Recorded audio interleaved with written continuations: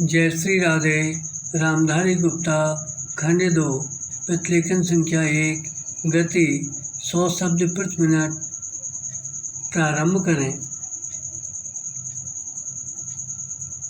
सभापति महोदय, मैं रक्षा मंत्रालय की मांगों का समर्थन करने के लिए खड़ा हुआ हूँ।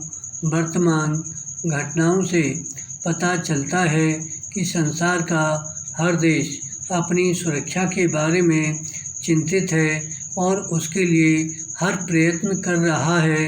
इस दृष्टि से अन्य देशों की तरह हमारे देश में भी रक्षा मंत्रालय का महत्व है।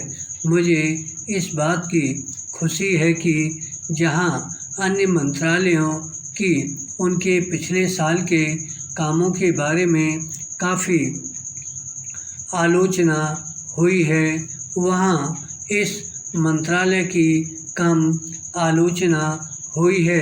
विराम। इससे पता चलता है कि इस मंत्रालय ने पिछले साल अच्छा काम किया है। विराम। मोटे तौर पर किसी भी देश की सुरक्षा नीति का लक्ष्य यह होता है कि दूसरे देशों, खास तौर से पड़ोसी देशों के साथ मित्रता के संबंध स्थापित हों और हम एक दूसरे के मामलों में हस्तक्षेप न करें। लेकिन उसके साथ यह भी जरूरी होता है कि हम अपने देश की सीमाओं और अखंडता की रक्षा करें। इसलिए हमारे देश का यह कर्तव्य हो जाता है कि हम पड़ोसियों के कार्यों पर पूरी नज़र रखें, क्योंकि आज तक हमारे देश पर जो संकट आए वे हमारे पड़ोसियों से आए हैं। विराम।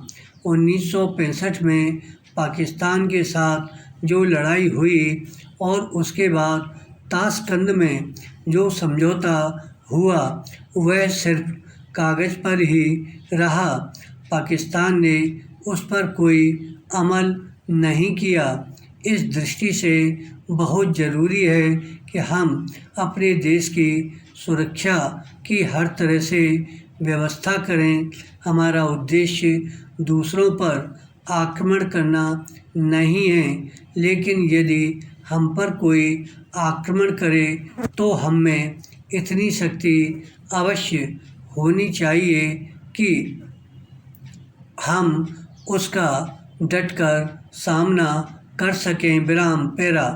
आप जानते हैं कि पिछले दिनों पाकिस्तान को अमेरिका और चीन से काफ़ी मदद मिली है। विराम।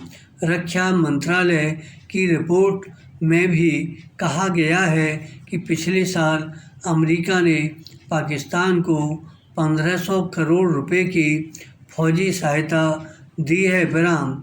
आज जहां हम फौजी सामान के लिए अपने कारखानों की मदद से अपनी शक्ति बढ़ाने का प्रयत्न कर रहे हैं, वहां पाकिस्तान संसार के देशों से फौजी सामान खरीद रहा है। विराम। अपनी नीति के कारण वह सब देशों से लाभ उठा रहा है।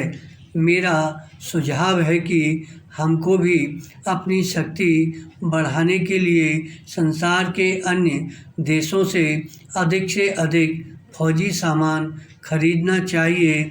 आज तिब्बत की सीमा पर चीन की 1.5 लाख फौज खड़ी है। धन्यवाद।